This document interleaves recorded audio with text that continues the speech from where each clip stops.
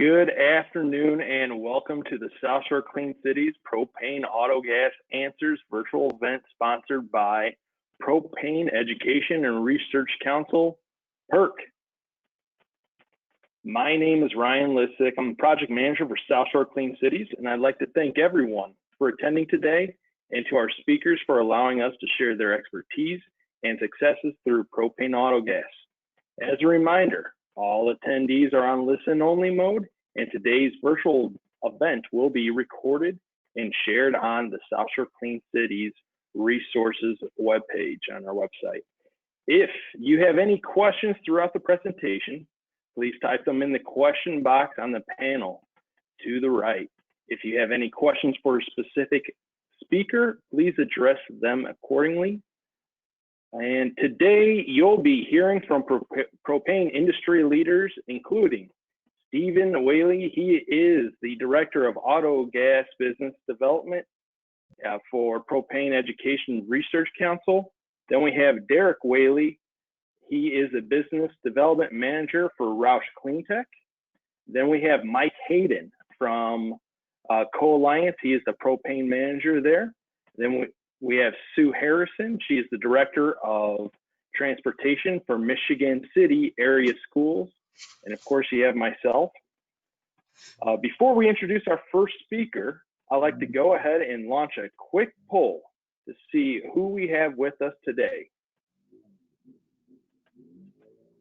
So the question is, what is your involvement with Propane Autogas? So we'll give it about 10 seconds for everyone a chance to answer, and then we'll look at the results. So go ahead and click which one you are.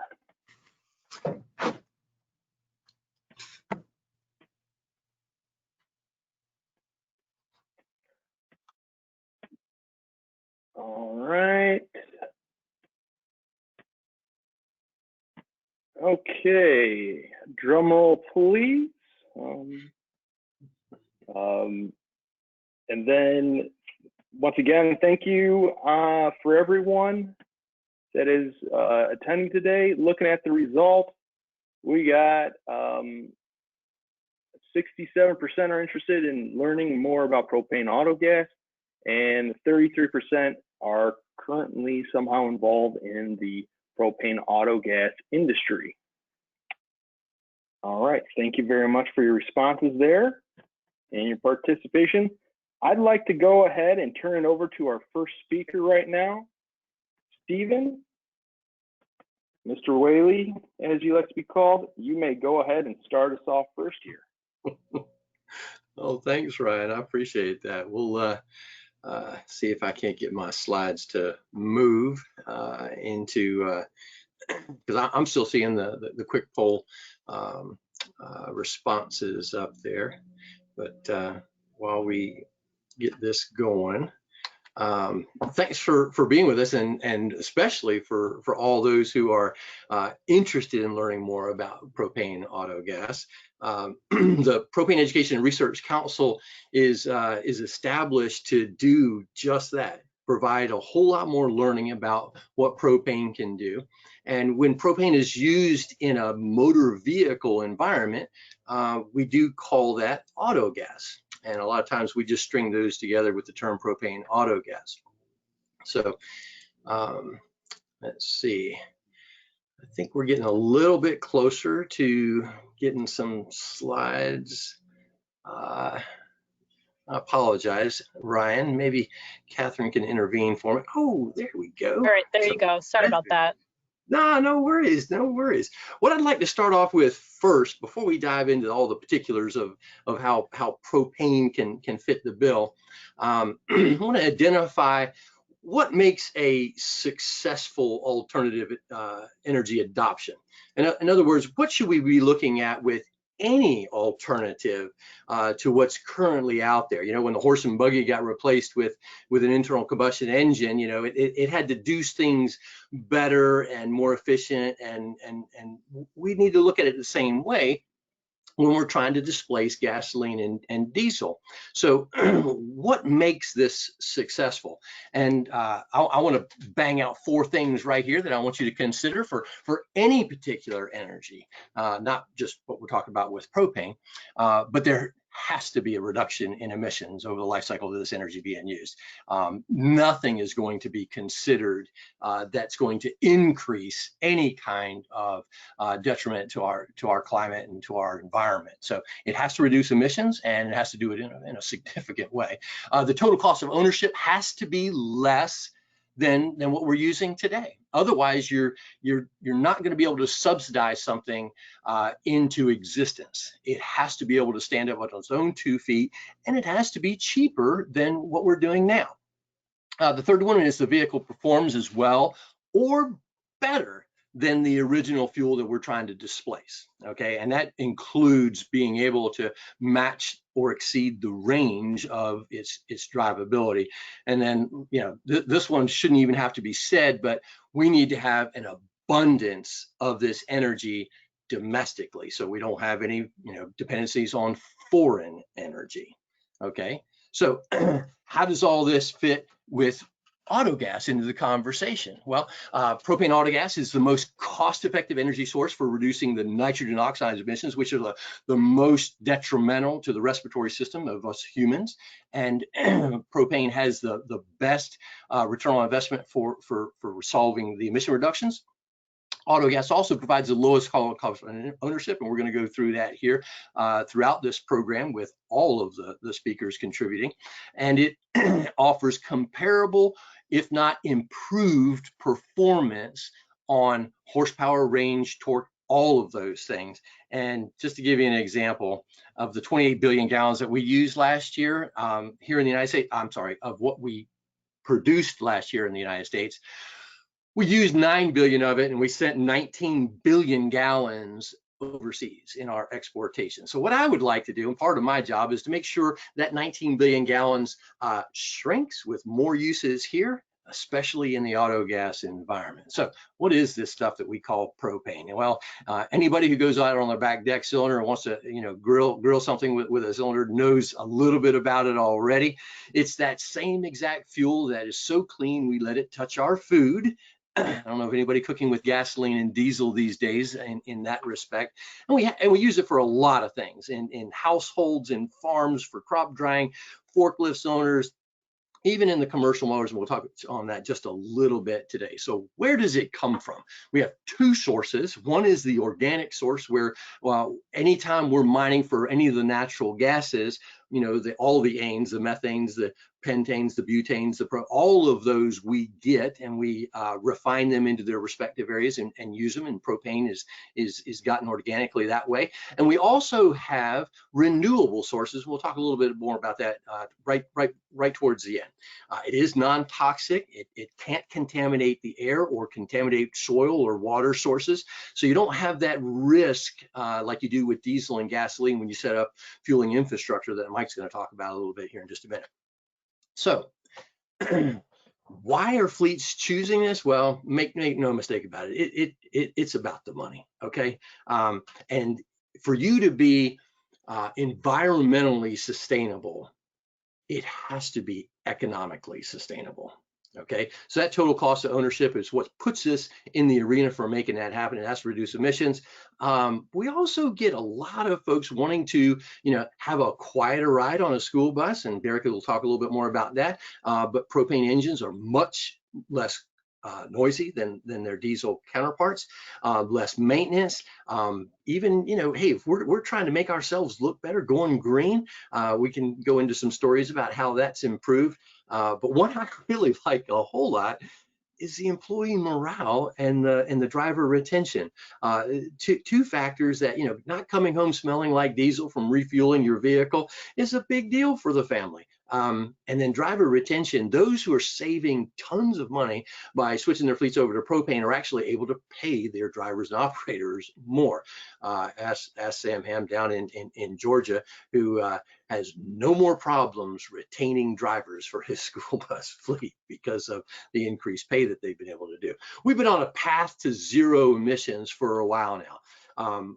Propane has been excellent at eliminating particulate matter filter. And we're doing this without a particulate matter filter on the vehicle because propane is just that clean.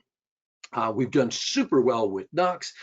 Side by now, the EPA certification levels we all have to meet, but with the 0.02 NOx engine that's available, it's 10 times better than that certification. But in a real life comparative study, University of West Virginia put emission measurements on best-in-class clean diesel as well as best-in-class propane and drove those buses over the exact same route for several months and measured the NOx emission differences in that. And it was 96% better than that clean diesel. We're also reducing with some new technologies that I'm going to talk about here in a minute, even 25% better in the greenhouse gas. And quite frankly, that's where we've been the lowest in the significance part. But with this and renewable, gosh, we are all over it now with propane autogas. So let's look at these fuel and maintenance costs. This blue line here at the bottom, as you can guess, is the propane one. We're significantly less than gasoline and diesel and have been for a very long time. The other part of this is being able to secure very good long-term contracts, fuel contracts, so you have some stability to your budget and what you're going to be paying for the next year or two, or even more. I'll give an example of that here in a little while. Here's some prices around the country. This is based on July 9th of just last month, and it'll give you a feel for auto gas pricing in various regions around these United States. But what you don't have to have with a propane powered vehicle is all of the diesel exhaust fluids, as well as all of the equipment necessary to meet those EPA and CARB standards. These aren't necessary on a propane powered vehicle, and the costs are significantly less because of it. Oil changes are very, very minimal compared to what it is on diesel. Not just the number, of course, of oil, but also the cost of the filter is significantly less. You can see the individual PM prices here compared to the comparable diesel engine on a particular bus. So what are the current offerings that are out there right now? We cover a plethora of vehicles here, but let's focus in on just a couple. Derek's going to talk about school buses, so I'm basically going to go flying right through these. All of the OEMs offer a propane version of it. This slide definitely needs to be updated because we have over 20,000 school buses operating on propane in these United States. And when school is open, it's about 1.25 million, 1.25 million, and it's over 1,000 districts and contractors that have been doing this now. So we have a really good penetration on the school bus market. And here's a similarly equipped school bus, type C, all the way across the board, and the various price differentials between diesel, propane, CNG, and electric. So how has the Volkswagen been affecting this? Well, the Volkswagen funds have been allocated in various states. This graph just gives you an idea of the value that propane brings to this table. That blue portion there is the amount awarded from Volkswagen settlement funds being distributed, and the yellow portion is the number of school buses that have been deployed with those funds. Now you can see we're more than right side up in this equation. So what are some of the emerging vehicle markets that are the next school bus success story, if you will? The criteria for that is basically that class 3 through 7 weight class, where we have a high volume of consumption of fuel, because that way we displace a lot more cost that way, because it's less expensive per gallon. But we also, the more gallons that we can displace, the cleaner that we're going to make. And those that are doing longer routes, 75 to 300 miles is a real good sweet spot for us. Food and beverage falls into this category because these trucks that are delivering water for Nestle are very heavy, so they need a good amount of power, and they need to be able to go a long ways here. That's a great market for that. In the Swan's Home Delivery, there's over 4,000 of their vehicles that are operating on propane. Another market is paratransit. These are all the shuttle buses, all of the American with Disabilities Acts. Every county in these United States are required to have them. FDA funding helps with it, with 80% of the cost being covered by FDA. But when you use one of the alternative certified clean fuels like propane, you actually get 85% of that cost taken care of. These vehicles are great because they average 600 gallons per month each. So when you take your cost savings, the more that you're using, obviously, the more that you're going to save. One of my favorite new ones is this parcel package, the FedExes, the UPSs. We've seen the deployments of propane vehicles in that arena, but more recently, the United States Postal Service has adopted this for their independent contractors. Of the 92,000 routes, 70,000 routes are done by independent contractors. They own their own trucks, so they're in business to take care of moving mail between distribution centers, not that first or last mile, but everything in between. And there's about 10,000 of these box trucks out there that are doing this, and they're driving 60,000 miles a year. That's 1,000 gallons of fuel per month. And so these are prime candidates for having a terrific return on an investment. And the one that just got 7 trucks in Charlotte, North Carolina, is saving a ton of money. Here's a little bit of that return on investment. I'm not going to spend a whole lot of time on here. Just go down to the very bottom. The cost per mile is what's really important. And in that box truck example I just had with the United States Postal Service independent contractor shows you a tremendous amount of savings, and that's why it's taken on such a good route. These are some of the solution providers in this arena. So we have a plethora of folks to choose from to provide our solutions. Derek's going to talk more about ROUSH, so I'll skip right over that one. But I like this diagram, and I show it a lot because it shows just a small, insignificant profile of what it has on the chassis is needed for adopting propane, where the tanks are and the fuel rails that go up. It's not a big, heavy lift to make this alternative energy work. like some of the others. Freightliner Custom Chassis has a great solution with an 8.8 liter for that class 6 and 7 arena. We also have Greencraft, which is the only other company other than ROUSH that has that ultra low NOx rating of 0.02 on their emissions certifications. Agility is also a player with the 8.0 liter powered engine. We also have Alliance Autogas, and unlike the others, Alliance Autogas has an aftermarket for gasoline powered vehicles that are listed on the screen here that can be converted to running on propane as well in a bi-fuel scenario. Okay, ICOM is in that same category with Alliance Autogas. They are an aftermarket, and they have a plethora of certifications to be able to do this as well. Okay, Campbell Parnell focuses on one platform, and it's that Isuzu cabover platform with the 6.0, soon to be switching over to the 6.6 liter engine. And we also have off-road applications, and very quickly, mowers are huge running on propane now, and the manufacturers for those are here. And reduced emissions are greatly increased because they're not regulated as harshly as the over-the-road vehicles. And on our website, we have a calculator that can help you determine those things, and others engines off from mowers as well. Let's jump into technological innovations here real quick before we wrap it up. One of the things brand new that we're working on, PERC, having funds to invest in new technologies, partnered with Cummins to do a purpose-built propane engine.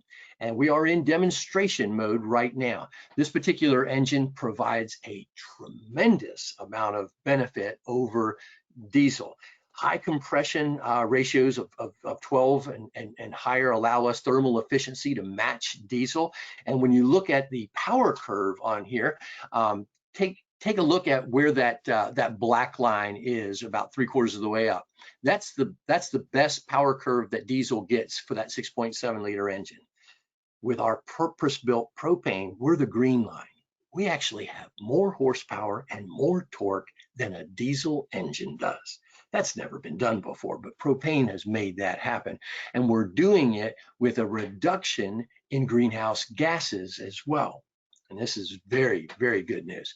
So what's the future of propane? 10 years ago, we had couple of states that were implementing some pretty comprehensive, greenhouse gas and carbon reduction goals. Fast forward to today, and over 50% of our population are in states that have these aggressive greenhouse gas carbon reduction goals. So what can we do to make that even better? That's where renewable propane comes in. Very low carbon intensity, inexpensive feedstocks. We have an abundant of it. And then what's really important is it doesn't take much energy to convert this renewable propane. Some renewables take more energy to create them than it is that they've displaced. So having a low energy conversion rate is very important, and it's competitively priced. We have about 120,000 gallons a month going into Oregon alone with renewable propane. But I'd like to show you what the carbon intensity scores are today, with gasoline and diesel right up there. But the third highest carbon intensity is actually an EV vehicle running on California's grid. California's grid, this is not my numbers, these are CARB's numbers. California Air Resource Board has these on here. But you can see that organic propane in its current state right now is much less than EV. But when we start introducing some of the renewables, we cut that in half. So renewable propane gets us a seat at the table for anybody who wants to make a difference with carbon reduction goals. And the beauty of it is you can buy your propane powered vehicle today, and that vehicle and all your infrastructure will be able to take renewable propane when you bring it right into your area. Our website has a plethora of information about this. Propane.com will take care of that. Thank you very much. That was great. Thank you, Steve. You covered a lot of topics and a lot of material. Thank you very much. But that renewable propane, I really do think that is going to be a game changer coming up and remain to be talked about for the next several decades. Absolutely. We have renewable propane being tested now, with one source being it's from a dairy farm. You can imagine what we're talking about here, but we're taking the stuff from the dairy farm and converting it into renewable DME. And when we take 20% of the DME, which is at minus 270 carbon index, and blend it with 80% of propane, we get a carbon index of 9. So virtually 0. So that's what we're aiming for, and that's what we can do right now. That is very interesting. That's awesome. Thank you, sir. All right, before we have our next presenter come up, we're going to have another poll question. So for this question is, what information would assist or has assisted you in your decision to switch to propane autogas? Of the 4 questions, we have funding opportunities, infrastructure development, hearing others' experience using propane autogas, and more information on propane autogas. So we'll leave that up for a couple more seconds. Go ahead and select your answer, and then we'll go over the results as they're coming in.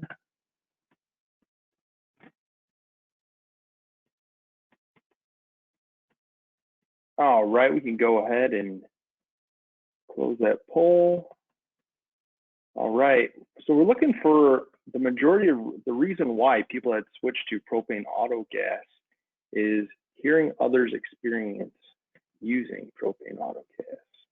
So that is really great. Our next speaker coming up here is going to be Derek Whaley. Derek, when you are ready, you can go ahead, sir, and take over. Excellent. Wonderful. Can you hear me, Ryan? Yep, we can hear you.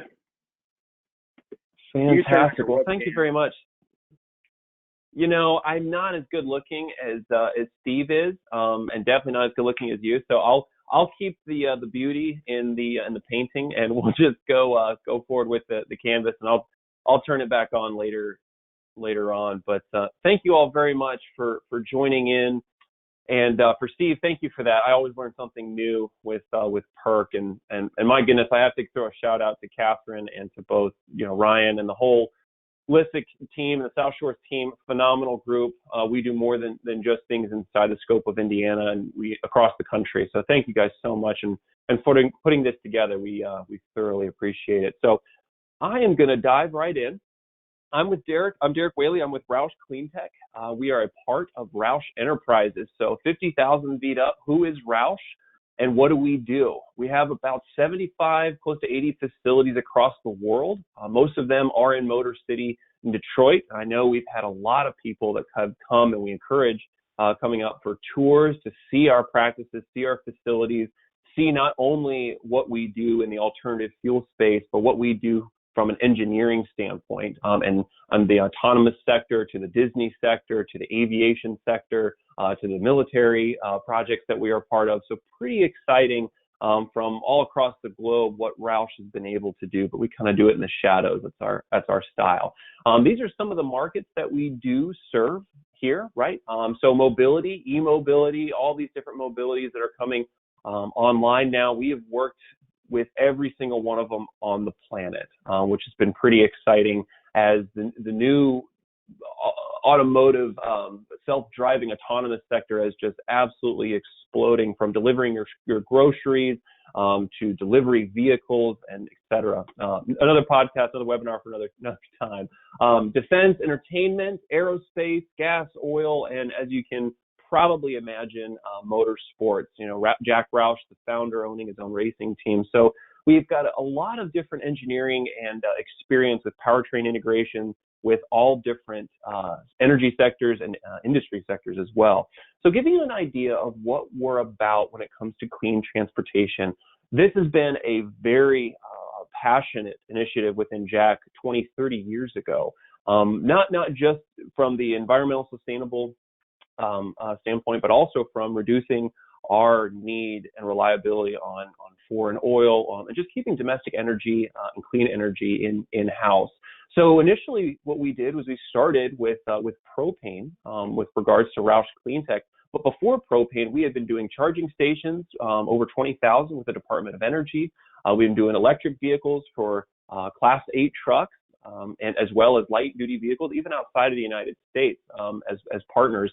Hydrogen is a big topic of conversation that we're looking at now. And then, of course, I mentioned earlier, both on and off-road autonomous projects that we are working on. So incredibly exciting stuff. And there is no silver bullet.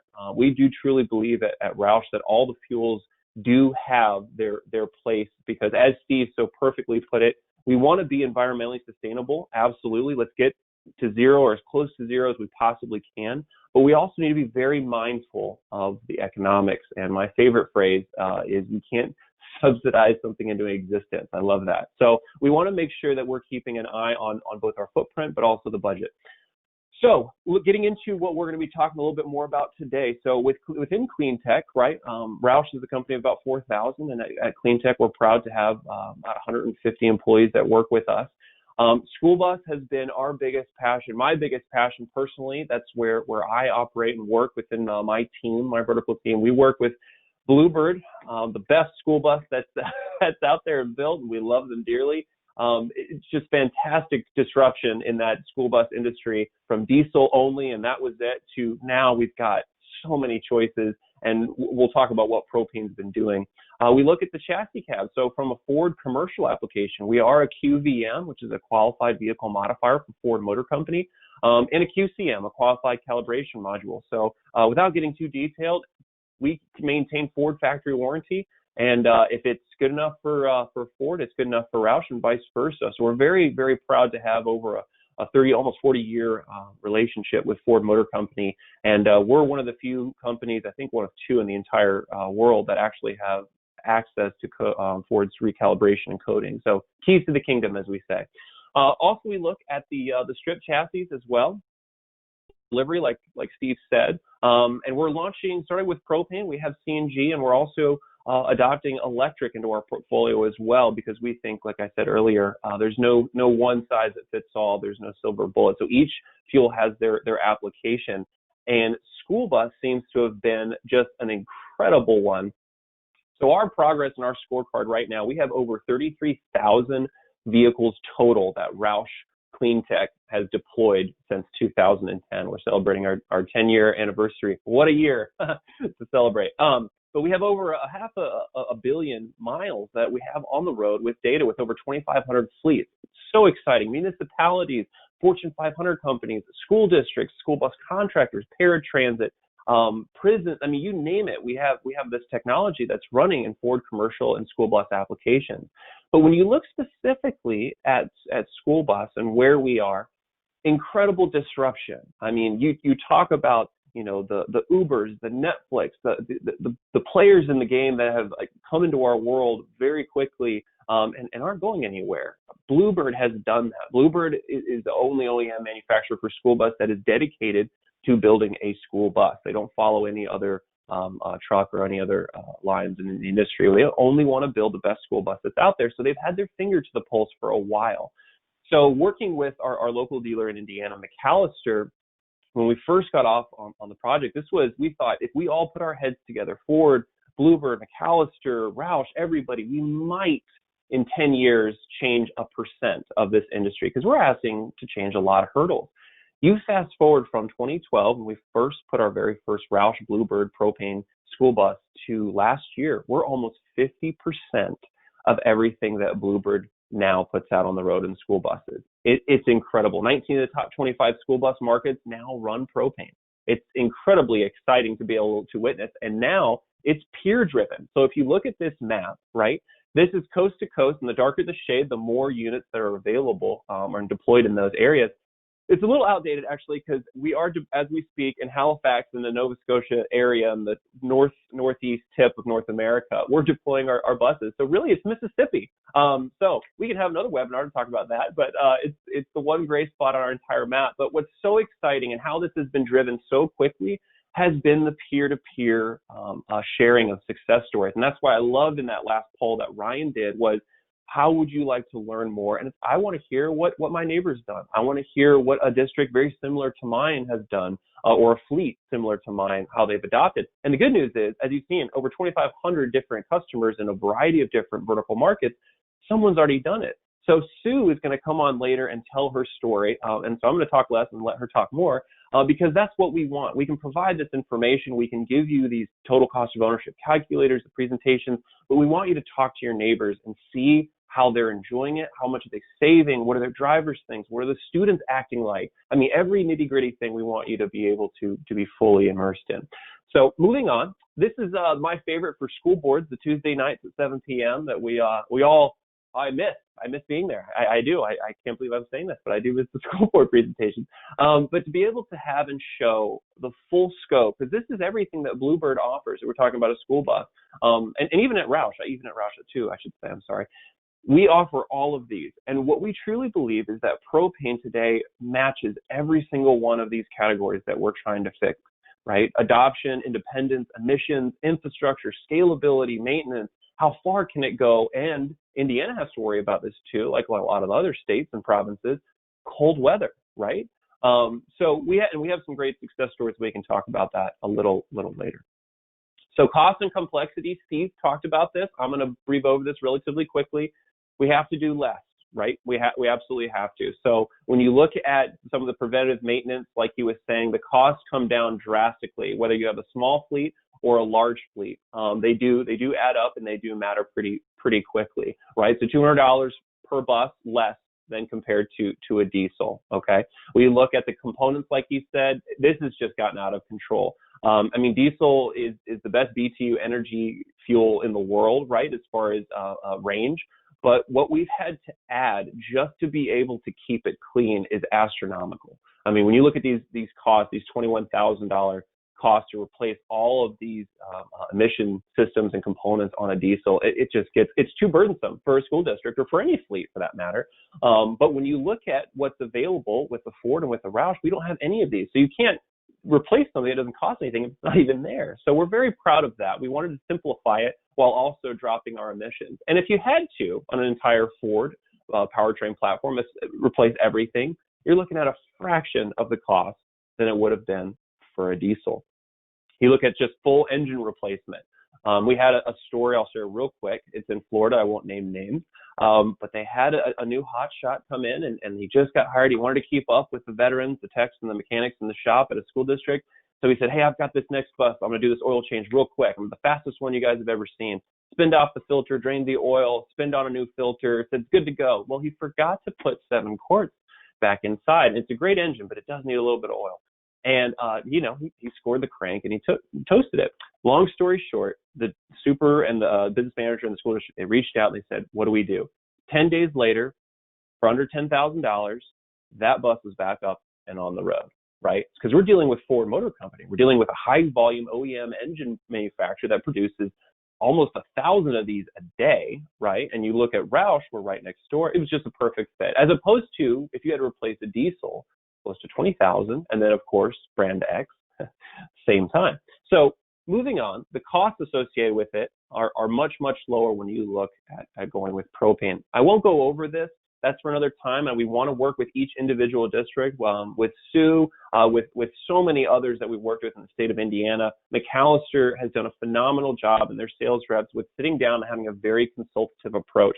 And we've done this before. We've sat down with a district that was gung-ho looking at compressed natural gas, CNG, with public stations being right nearby. And it turned out, even with that the case, that propane was a better fit. So we like to incorporate all the costs associated with it and tailor it specifically to a school district's need to find out, okay, is this going to save money? How much money? Et cetera, et cetera. So the McAllister team is standing by, and so is the ROUSH team, to be able to walk through that with you.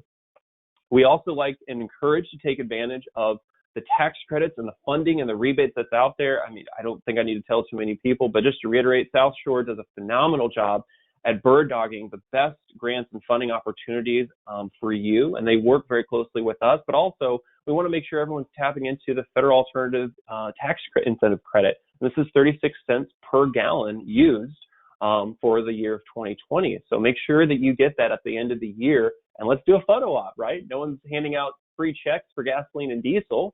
So let's get excited about what propane can do for your fleet.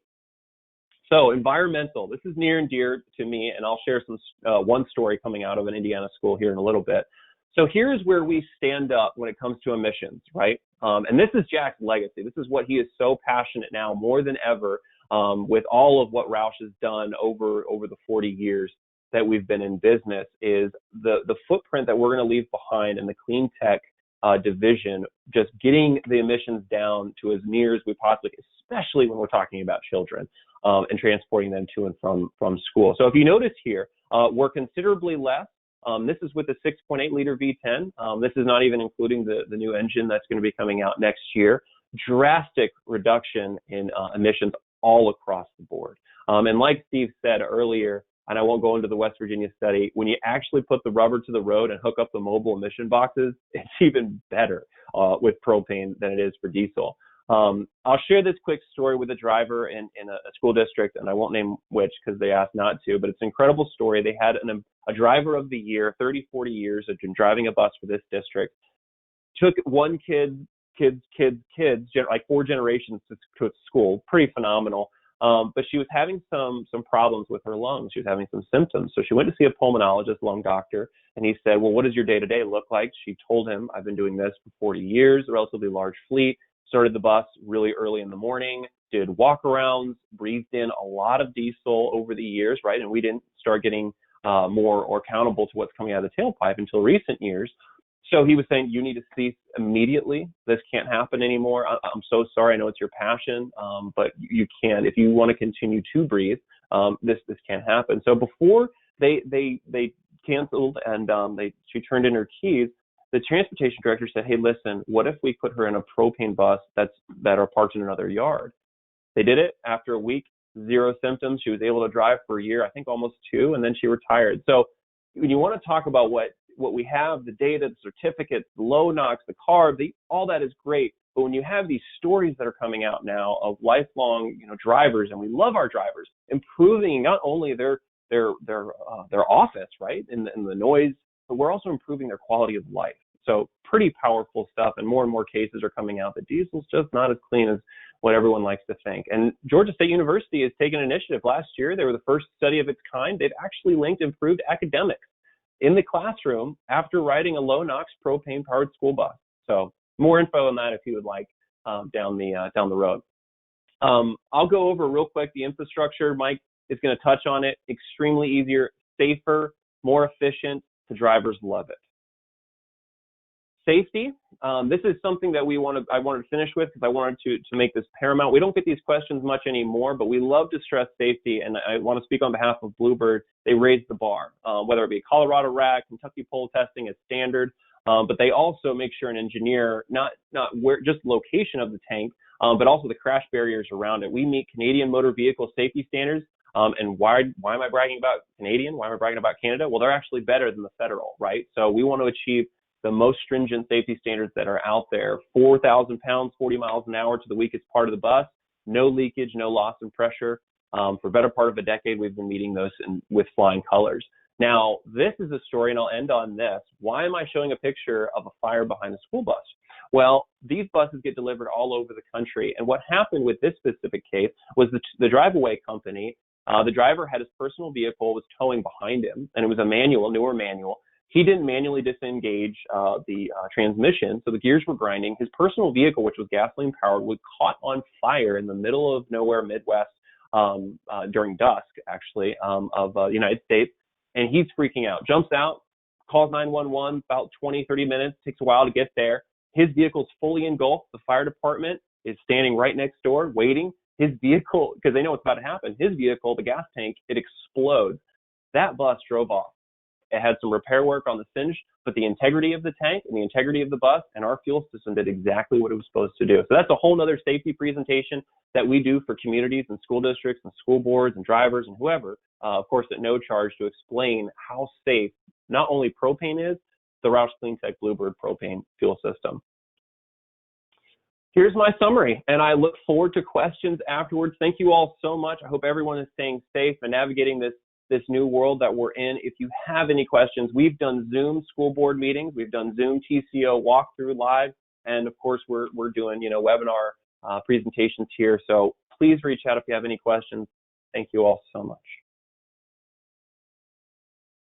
All right, thank you, Derek. I really do have to commend you and ROUSH on your ability to offer from training to looking at the numbers, the TCO of the life of the school bus. This is really important, and you guys have really been on the forefront of not just the school bus, but also the propane technologies for vehicle classes across all industries.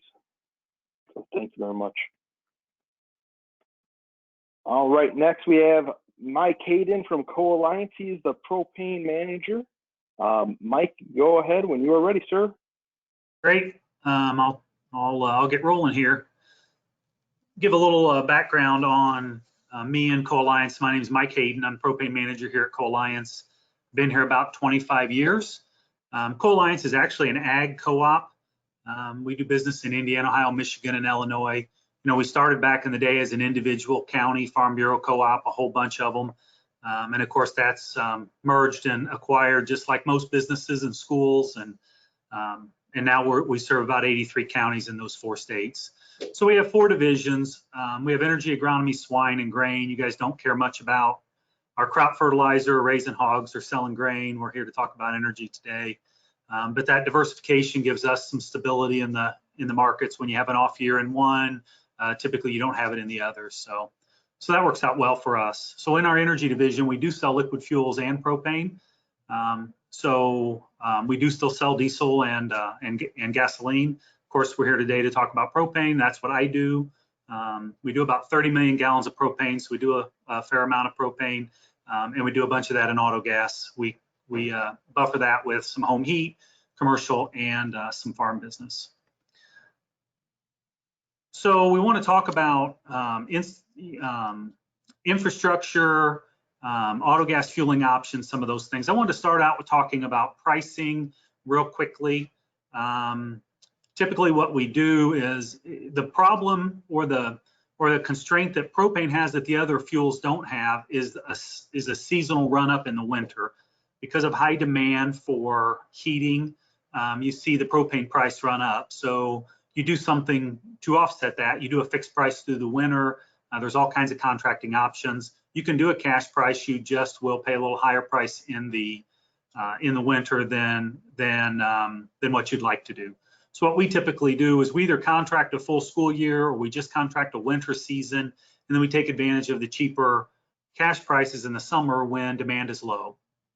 So there's lots of options. You can talk to your supplier about those options.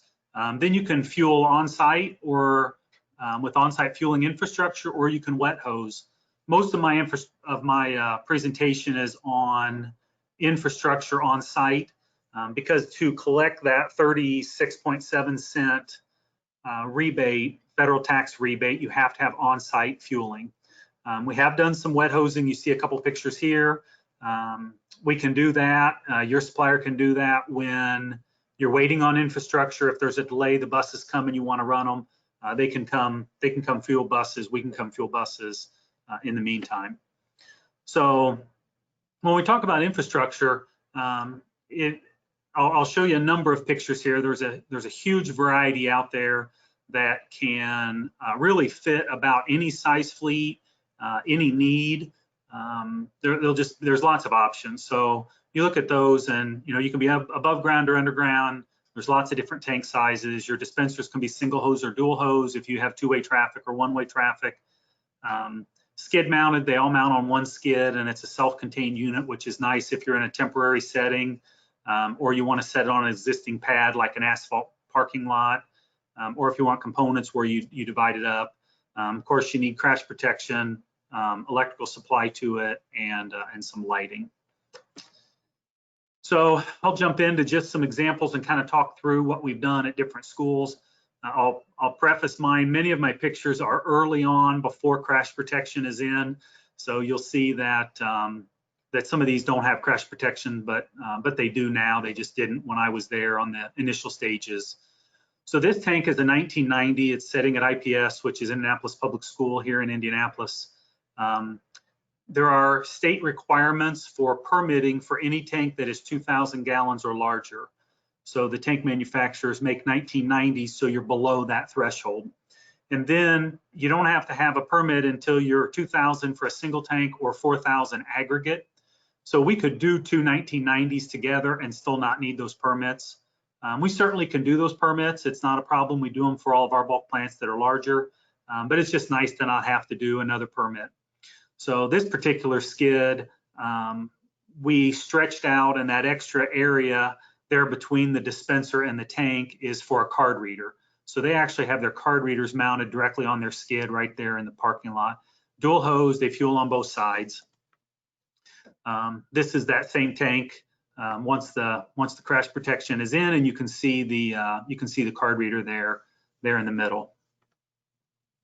So this is at the other IPS school. They actually ran 100 buses. They ran 60 at one site and 40 at the other. We fuel them about every day. And we felt like the 1990 was just a little tight on supply. So we partnered a 1,000-gallon tank with it. So this site has 2,990 gallons, 1990 and 1,000. Same 1,000-gallon skid added to the same 1990 skid. So it's got the card reader and dual hose dispenser. They fueled on both sides. You can see they were boring holes there to put in the crash protection. We talked about diversity. This one is at Avon schools. So they chose to put their dispenser under the canopy with their gas and diesel. So you see there's 3 dispensers there. One's gas, one's diesel, and one's propane. And then the 2,000-gallon tank set off to the side, and the plumbing is plumbed underground from the dispenser, and the tanks in the background to the dispenser there in the foreground. So all of them are under the canopy, nice for the drivers, and then they can fuel both directions with either hose. This is that skid mount that we talked about putting on an existing spot. This one happens to be at Lake Central, and they wanted to set it off to the edge. It's right there along the edge of the parking lot, but they have plans to move it. So we went ahead and put a dual hose dispenser in so that when we move it, we already have the right dispenser on. They don't use that far side hose at all. They just use the one on the left. But we just pre-planned and worked ahead for that to be their option. Again, another skid mount. This one is at Wayne Township in Indianapolis. They put it in line just after the gas and diesel. So very similar to being under the dispenser, under the canopy. The dispenser just sets outside of it, but you didn't change your traffic pattern any. Then this is one we just set at Zionsville School, and it's the same type of setup. They've got a smaller fleet on propane. They plan to build or change their bus barn, their facility there.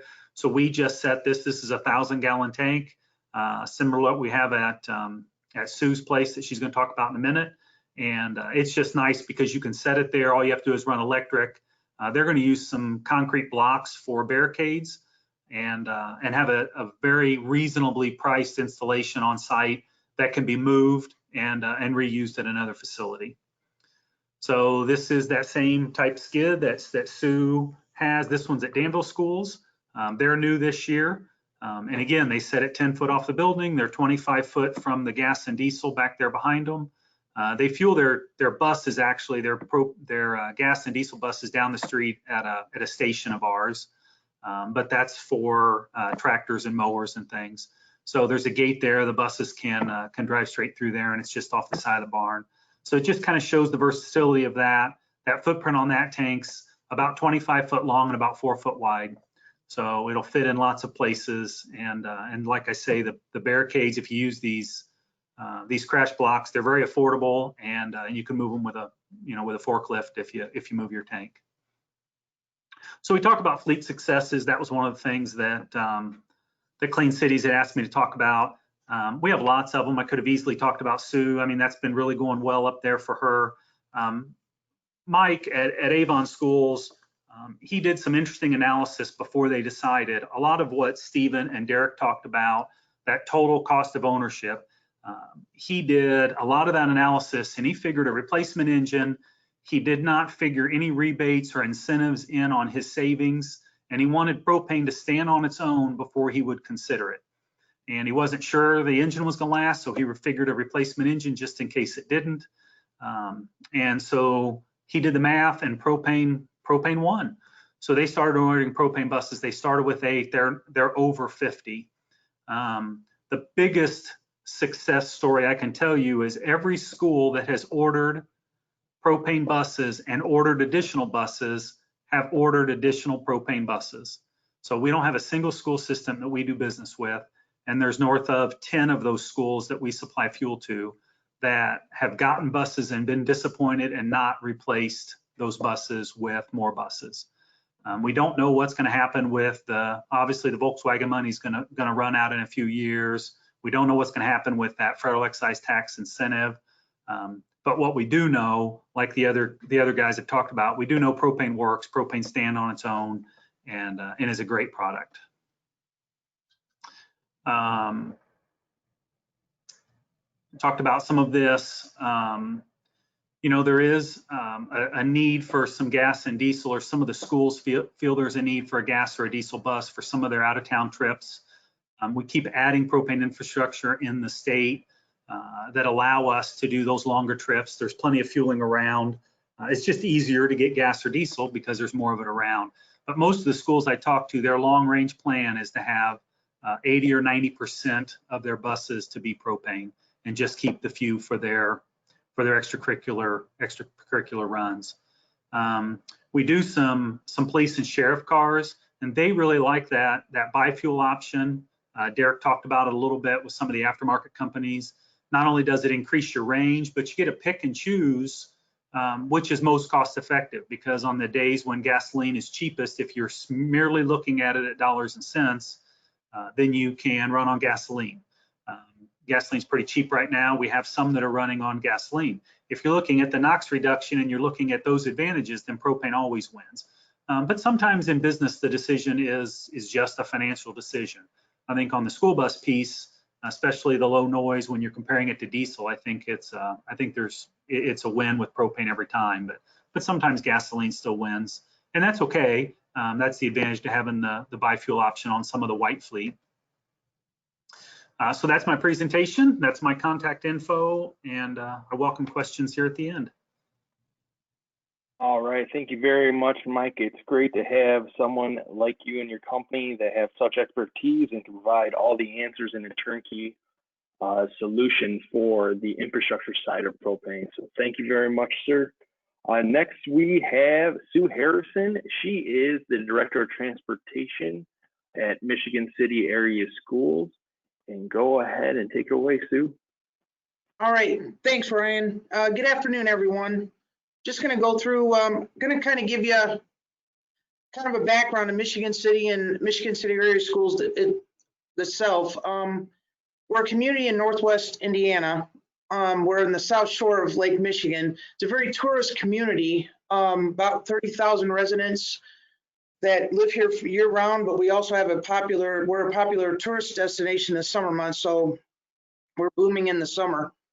In regards to our school system, we have approximately 5,500 students, and of those 5,500, we transport about 4,400. Michigan City area schools covers approximately 120 square miles, and we include LaPorte County and a small portion of Porter County. We have one high school, 2 middle schools, a career center, which brings in students from all over the county. We have 8 elementary schools, and we also transport pre-K for Head Start.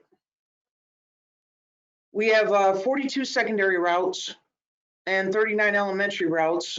Our buses travel probably, I would say, about 2,400 miles per day between our regular routes, our middays, our after schools, our field trips. Our fleet itself, we have 69 school buses and 4 activity buses. 52 are diesel, 9 gas, and 8 propane. I just want to give you I'm going to give you a little background of some of the environmental programs that Michigan City area schools does now. It kind of, I will say, it helped me get to where I am. Our food service has, it's called thermal densification system. Basically what it does is it takes their styrofoam trays and reduces them into a small paver. They can take 1,200 trays and it will reduce it into pavers. So that's one thing that the food service is doing. It has really reduced a lot of waste. Our middle school, Krieger, one of the middle schools, is an environmental science center. They've done a lot of community projects and teach a lot of environmental education. I'll show you, there's a few pictures here of just the outside of the environmental, the paths and stuff that they do. They've received numerous national and state recognition for their environmental and sustainability efforts.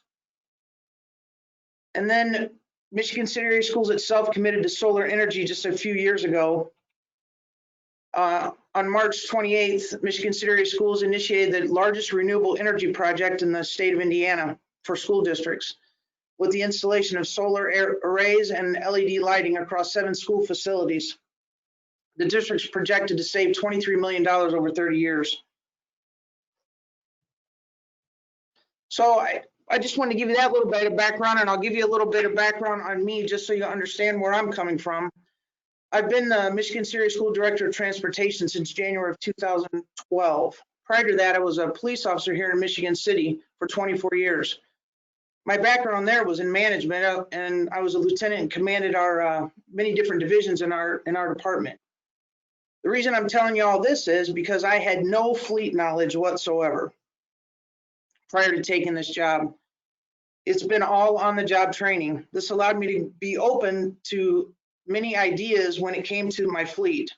And I did a lot of research and educating myself when it came to looking at different models and makes of buses.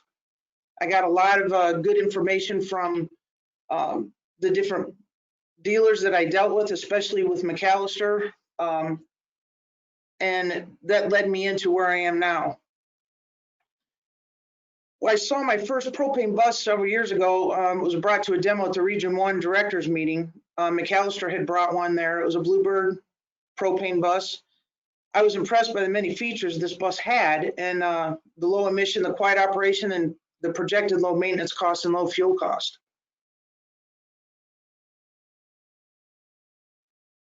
Okay, then it says, well, how did we get to where we are now? Basically, I attended the South Shore Clean Cities Conference with my chief financial officer for Michigan City area schools. And this was after Carl Lisek had contacted us and asked if we'd be interested in researching cleaner fuel. I attended an STAI conference where I also talked to numerous fuel vendors and continued to research the concept of switching to propane buses as a district. We were very interested in reducing our emissions and the other benefits of propane. But in 2017 and 18, I purchased Bluebird gas buses because at that point we were not in the position to afford the propane buses. It was still low maintenance and quieter operation, but I still had my eye on the propane buses and still wanted to look in that direction. The following year, VW settlement information started to come out, so we started attending other meetings, and I was getting more information on the VW settlement itself. And that's when I really had a lot more contact with Carl, Lisek, and Ryan from South Shore Clean Cities. They kept me informed as to where meetings were, so I would go to the meetings and just stay in tune as to when this VW grant was going to come out. And once it was determined that 25% of the cost of propane buses would be covered by the grant, I knew this was the direction that we wanted to move in. So that following year, the VW settlement information started to come. Oh, I'm sorry. I partnered with South Shore Clean Cities and the grant was submitted. And in August of 2019, we were awarded over $207,000 for the purchase of 8 propane buses. Once the paperwork was signed for the VW project funding agreement, I reached out to several propane fuel vendors and partnered with Co-Alliance as our fuel supplier. They gave me a lot of information and really guided me in the right direction. We also obtained bids for the infrastructure, which went very quickly to support the propane tank and the fueling station that we needed. Once I had decided on the company for the infrastructure, we immediately began to work and it went very quickly. No hiccups. We got our fuel system to go into the one from Co-Alliance and it went very smoothly. We first, once we got that award and everything, once we got the bids, I then got the bids for the propane buses. We ordered our first 5 from McAllister with the Bluebirds.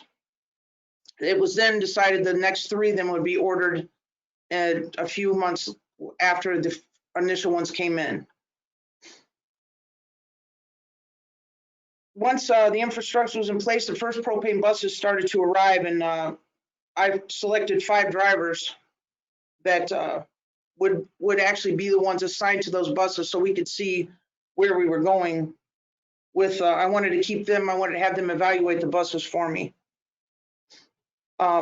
And then we had other drivers that volunteered to receive training as well. So we had Bluebird, McAllister, and Co-Alliance come in and give my drivers training on fueling the bus and information on the operation and safety for the propane buses.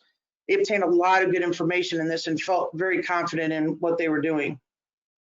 These buses finally hit the road mid-February 2020, and we've received a lot of positive feedback from the drivers on all the operations of the bus and the fueling.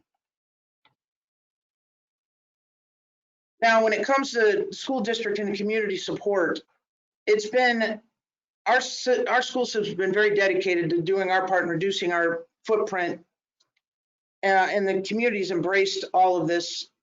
It's embraced every single thing that we've done environmentally as a school system.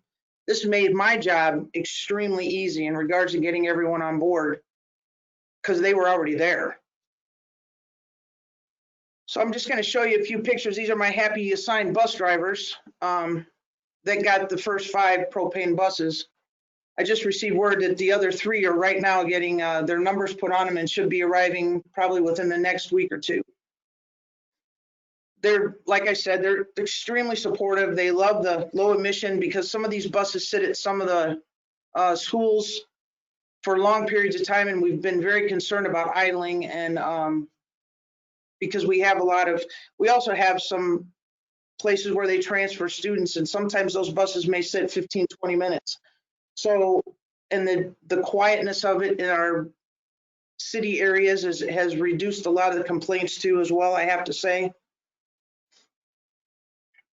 This is our fueling station, and it's right next to where our diesel is. We plan on putting another overhang over that one as well. And like I just said, the drivers find it very easy to fuel. I've had absolutely no complaints on that at all. There's just a picture of the 3 types of buses that we have.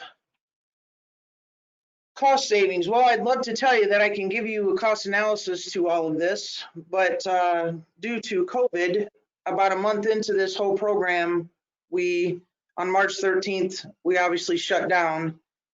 And I'm hoping we should be able to start running some of these buses for some programs we have coming, but we are shut down for the first 9 weeks of school, all virtual. So I can't give you a whole lot when it comes to cost analysis or any estimates at all at this point. Is propane in the Michigan City Area School Transportation Department's future plans? Absolutely. That's our goal, is to continue. I have once again applied for another VW grant, and I'm hoping that we get it. If not, we'll figure out a way to continue making this work. And I can say, if anybody needs any advice, just direction, please don't hesitate to give me a call. I'd be more than happy to help you as much as I can. And I appreciate your time, and thank you very much. All right, Sue, thank you very much. And you bring a great perspective to a fleet looking to get into propane and their experiences up front, and just a wonderful time and to really look at the facts when we need to start looking at cutting costs. Propane's a great way to start looking at it. So when you start pitching pennies, this is a great opportunity to lower those operating costs. Now, get into a little bit about South Shore Clean Cities. I'll try to keep it short here. We are going to be, we're running a little bit late. So South Shore Clean Cities, we're a 501c3 nonprofit. We're a member dues-based organization. We promote the use of alternative fuel vehicles and idle reduction technologies in order to reduce our dependence on foreign oil. And with that being said, in our fuel portfolio, we have a variable amount of different fuels that we work with, from propane, compressed natural gas, ethanol, biodiesel, renewable diesel, liquefied natural gas, and electric, and of course E85. And go to the next slide, please. All right, so we have our different green fleet programs here in Northern Indiana. We manage the Northern Indiana Green Fleet program for MACOG, and we manage the Northwest Indiana Green Fleet program for NERC. There are local metropolitan planning organizations here, and the whole goal of the program is to improve the environmental performance of public, private, and nonprofit vehicle fleets in beautiful Northern Indiana. And as a result of that, we could also save on operating costs and look for different ways where we can implement some of these vehicles and fuels. Currently, there's over 170 municipal, county, school, and university member fleets that are involved in our program. And there's a multitude of different sustainable transportation policies that we have in order to start your legacy in clean air initiatives and operating initiatives. Next. So how does it all work together? One, we provide educational opportunities, including fuel and technology workshop, training, seminars, and guess what? Webinars, just like we're on today. We have recognition and certification for a lot of our different fleet leaders, and we have an annual meeting where we announce all of the biggest fuel displacement fleets that we have. We have different branding promotional tools to help fleets leverage earned certification status. There's a lot of different informational resources, including current technology options, market conditions, laws and incentives, and tax credits that are huge. The connections with vendors, and I'd also say with other like-minded fleets that have already been operating a fuel, it's always great to talk shop and learn about the ins and outs in the current operations for different sustainable transportation options. There is a lot of different funding assistance with the different grant opportunities through the Volkswagen settlement and the multitude of different programs. There is going to be life after Volkswagen settlement, I promise you, and we're going to continue to help the fleets go green, and we're going to do so by finding them different grants. We have a different professional consultation, including the green fleet audit, and we look at the total cost of ownership on any types of these vehicles. And for school buses, that's probably one of the easiest things. And for schools to be operational and have in-person school, they're going to need school buses. So the life of the school bus and how much fuel is used and how often it's used, that's what we take into consideration. Look at those different costs that are associated with operations. We put it together in a 30-page document, and we go over with you so you can review it with your team. And then we look at what are the available funding opportunities that we can include. Can you go to the next slide, please? This is just some information. We kind of looked at this a little bit, and this is just how we get the green fleet audit started. Let's go to the next slide here. And that's it. Talk about the green fleet audit, and there's a variety of different ways where we can help you start your commitment to cleaner air and lowering costs in your fleet. Now's the time better than ever to start looking at this. So please give us a call or send us an email and we can get it started. At the end of it all, it's all about partnerships and grant acquisitions and looking at what we can do to help further your fleet success. And, you know, we have a variety of different propane experts on the call today, and from PERC and from ROUSH and from Co-Alliance, and of course Sue over at Michigan City Area Schools. And at the end of the day, it's an all-inclusive project. We have everybody wins together in one. And once again, having the relationships with McAllister at our local Bluebird dealer in the state of Indiana, that's unquestionably one of the biggest opportunities that we can bring to the table and have in our quiver, if you will. But there's a lot of opportunities coming up. The VW grant announcement should be coming up around August 19th for the second round. Next slide, please. There's our contact information. Please feel free to reach out to us. And after that is done, let me check the question box and go ahead and type your questions. If our speakers can go ahead and turn on their cameras, and any questions that we might have, we can go over.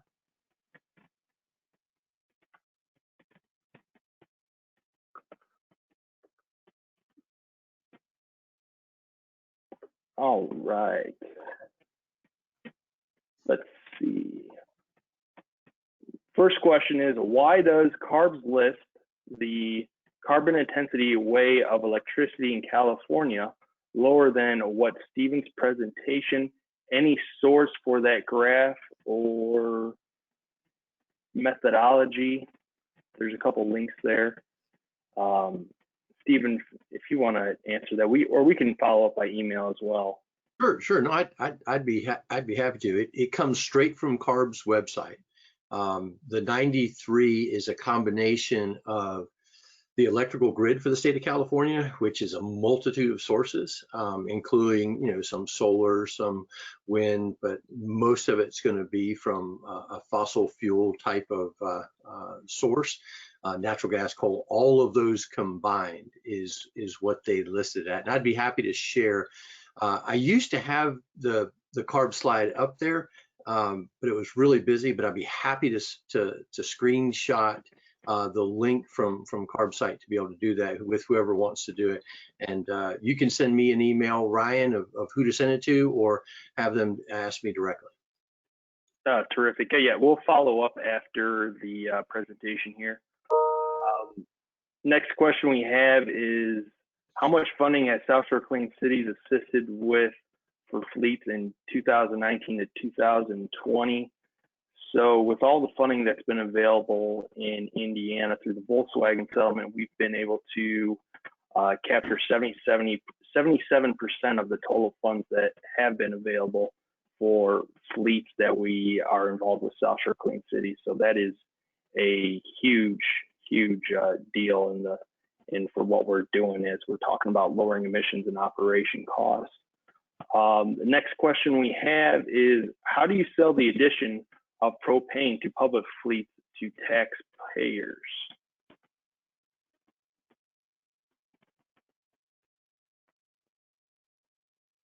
So I guess from a total cost of ownership, how can we move the propane to public fleets? How can we get more public fleets to get on propane after that's said and done? I think that's, maybe Sue can answer too, but I think that's a much easier one today than it was a few years ago, now that we have all these schools that have run it and can show the cost of ownership as less. See, there's a little upfront cost. There's some additional fueling infrastructure to install. But I think, I mean, even Sue's a little bit of experience, I think, and they're a trendsetter in the alternative energy markets with their solar panels and all the things they're doing. But even at the school and, you know, in the city of Indianapolis that doesn't have the property to be able to do those things, you can still look at the total cost of ownership, and that's been a pretty easy sell at all the schools we've worked with. Yeah, and I think, you know, it does help all of you up there on this panel too, and people coming in and giving their feedback on it as well with the experts. It helps, you know, just to show everything, that the knowledge that you all have. Absolutely. And I think anytime that, go ahead. Yeah, no, real quick from the OEM side, from the manufacturer side, I think, to back up what Mike said, it's a completely different landscape than what we've had before. I mean, every industry that we've in vertical market, whether it be distribution, beverage, public transportation, paratransit, cutaway, school bus, we have demos available. We provide tours of the facility. We provide tours of neighboring peers and how they've done it. We can do ride and drives. We can sit down and run the numbers. I mean, we've even been able to look at, you know, individual, using a fleet, right? Individual fleet carbon footprint, gas, diesel versus propane, and providing those figures. So, I mean, we've checked every single box, and everyone's different, and everyone has different, you know, hurdles. But we haven't been able to find any now. The only one I can think of is New York City, where refueling propane within some of the boroughs, just because they don't have that currently. That's the only place in the country I can see where propane has had a hurdle that we haven't been able to overcome. But I mean, with the thanks to mobile refueling sites, we had one in Jersey that literally could not put a single fueling station anywhere in their yard. What happened was a field provider provided a trailer that met National Fire Protection Code. It was a mobile Propane Autogas refueling station with a propane generator that powered it, so it didn't even need power. Took up less than a parking spot and was across the street. So that district, or that contractor, excuse me, was able to refuel. They didn't even have that with gasoline. They had to go miles away to get their gasoline. And so it's nice to be able to see propane make inroads where gas and diesel couldn't before. It was the same thing with even going through a lot of the tunnels in the Northeast, where they weren't allowed to, you know, carry a certain amount of propane, you know, how campers and things like that. And so those rules were applied too in times gone by. But, you know, now that there's a lot more motor vehicles operating on propane, those regulations have changed as well. Absolutely, and I think with the mobility of propane as compared to needing a pipeline per se, that renewable propane is really going to be kind of the X factor coming up here for decades on end. Is there any other technologies that you're really excited? Go ahead. I was just going to say, any vehicle right now that runs on propane will be from ROUSH, and Bluebird will be able to fuel with renewable propane in the future. So there won't be anything that needs to be retrofitted. And that's expanding. We have some in Southern California. We have some in Georgia, soon to have some more in Virginia as well. So it's wherever the demand is where it's going. So there's one thing that I always want to bring up, and you know, everyone likes action movies, and I always think back to Gone in 60 Seconds, where what looks like a giant propane tank that is shooting across, and the guy dodges it with a car, or it explodes. And now, Derek, you touched on a lot of the safety aspects of it, but let's talk about the different things that are been out there and the things that have been done in general for the transportation use of propane. Sure, I love that scene. You okay? You sure? Because you just went through a wall. Yeah, no, that's a fantastic part of the movie. Yes. So are you talking about what safety measures have been stepped up, or are you talking about what instances have had? I mean, we've had semi trucks take on some of these propane vehicles, and we haven't had anything yet. What did you want me to highlight? I'd say the explosion proof, the flammability of propane and different results of crashes.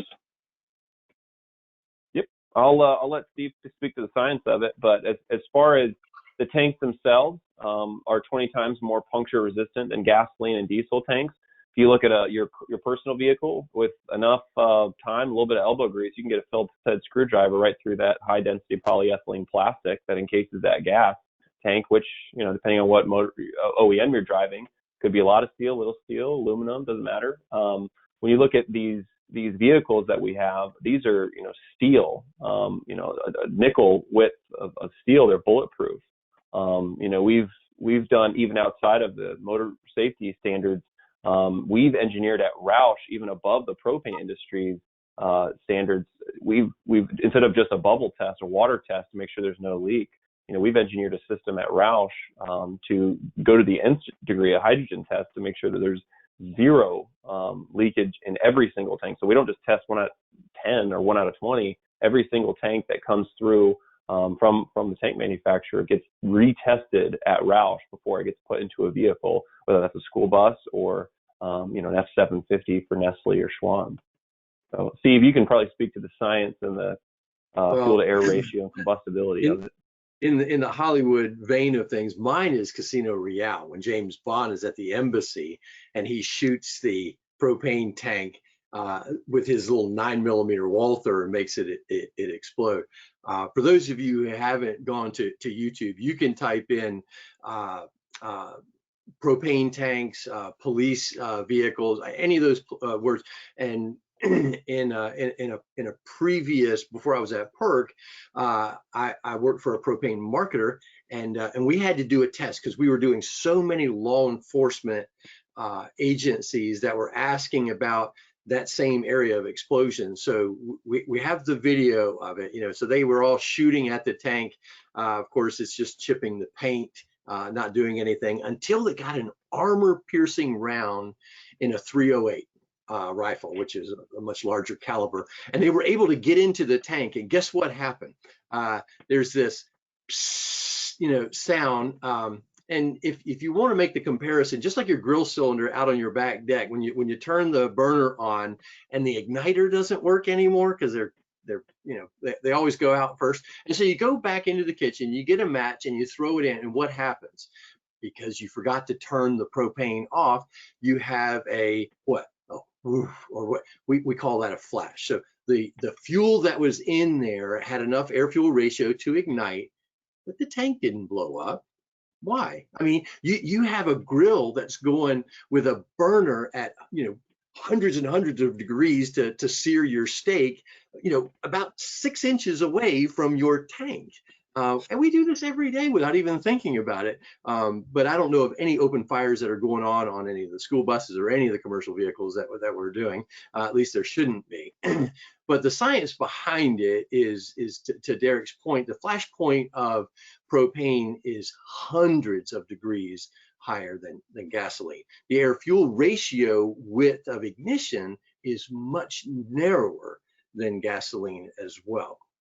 So overall, we keep it under pressure in a tank, and that's why we have that high steel, durability, so that we're at 100 psi at 60 degrees outside. If it does get to be about 100 degrees outside, then we're still at about 210 psi, which is not much more than what we're doing in our automotive labs with our pneumatic tools. So in every respect, we have a safer fuel. We are, a combustible fuel. Otherwise, it wouldn't work in these engines. But of the combustible fuels, it's a very safe one. We had a interesting experience. When we put our first fueled one of the schools, and the first bus was getting ready to roll the next day, I got to thinking, I wonder if I should have asked our insurance company about propane in school buses and kids. And so I called and said, hey, called our attorney and said, what do you think about this? And she says, I don't know, let me check. And so she calls the insurance company. A day later, they call her back and they said, if you can talk the schools into changing all their fleet to propane, we'd be happier, because it's so much safer than the gas or diesel. Especially look at some of those older buses with the diesel saddle tank, and it's the first thing to get hit instead of being protected up underneath the back in a cage. Plus the steel in the tank is as heavy as the cage that's protecting it. So that was interesting. That was enlightening to me from the very beginning, that there was enough research and comfort in the industry, in the insurance industry, that was the right answer for transporting kids on a liability scale. Nice. Now, Sue, you're in the business of transporting our most precious cargo. And with that being said, as far as an emission standpoint, Michigan City had already been on their emission or environmental journey. How else does this play into Michigan City's preference for more environmentally friendly transportation? Oh, it was a huge, it was huge in our decision, because what happened, we had a couple schools that the buses are very close to the entrances to these schools when the kids are unloading and loading up, and that the fumes from these buses would be going into this. It was almost like a vac, because the doors would open and these fumes from these buses sitting for 5 or 10 minutes would just into the schools. So we're getting a lot of complaints, and it's hard in the wintertime when it's 10, 0, because it gets cold up here in northern Indiana, obviously, we all know. So with this, those schools were hoping that this solves a lot of those issues, because nobody wants your child breathing that at all. And if you just look at the physics of all that, I mean, where is the exhaust pipe on a school bus? Okay, it's closer to the ground, and who are our most vulnerable? Yeah, that's the smaller children, and even those that are in wheelchairs, things like that. They're the ones that are the most at risk, and they're the ones closest to those exhausts that we're trying to clean up. Absolutely. And when I start thinking about comparing emissions from different vehicles, you think about during the summer, how many people are putting their faces over an open grill and grilling their steaks, hot dogs, and whatnot. That just goes to show you right there that it's being done, and there hasn't been any issues. If there aren't any more questions, anything else anyone wants to touch base on today? No, thank you very much. Agreed. All right, we'll go ahead and wrap this up. And I want to thank you all for joining us, and thank you again for our speakers for your presentation and participation. Thank you for PERC for sponsoring the virtual event, and look forward to seeing you all very soon. If there are any questions later on, please feel free to contact each of us directly, and we will be happy to assist you. Thank you all very much, and have a wonderful day. Thank you.